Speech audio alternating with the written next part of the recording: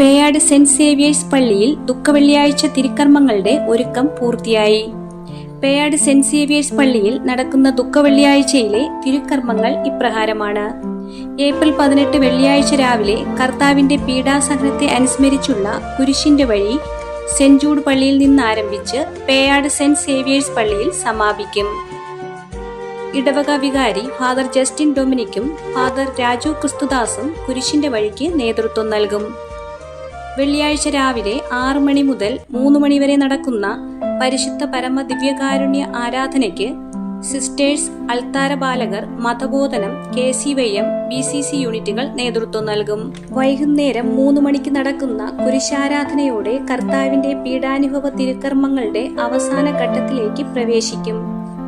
ഈ തിരുക്കർമ്മത്തിൽ പ്രധാനമായും കർത്താവിന്റെ പീഡാസഹനാനുസ്മരണം, ദൈവവചന പ്രഘോഷണം, കുരിശാരാധന, ദിവ്യകാരുണ്യ സ്വീകരണം എന്നിവ ഉണ്ടായിരിക്കും. തിരുക്കർമ്മങ്ങൾക്ക് ഇടവക വികാരി ഫാദർ ജസ്റ്റിൻ ഡൊമിനിക്കും ഫാദർ രാജു ക്രിസ്തുദാസും നേതൃത്വം നൽകും. കുരിശിന്റെ വഴിക്ക് പങ്കുചേരുമ്പോൾ വിശ്വാസികൾ കൈകളിൽ കുരിശ് കരുതേണ്ടതാണെന്നും ഉപവാസത്തിലും പ്രാർത്ഥനയിലും ആയിരിക്കണമെന്നും പള്ളി പരിസരത്ത് പൂർണ്ണ അച്ചടക്കവും നിശബ്ദതയും പാലിക്കണമെന്നും വെള്ളിയാഴ്ച വിശ്വാസികൾക്കായി ഒരുക്കിയിട്ടുള്ള അനുരഞ്ജന കഞ്ഞി നൽകുന്ന സമയം 12 മണി മുതൽ 1:30 വരെ ആയിരിക്കുമെന്നും ഇടവക വികാരി ഓർമ്മിപ്പിക്കുന്നു. മീഡിയ മിനിസ്ട്രി, പേയാട് ഇടവക.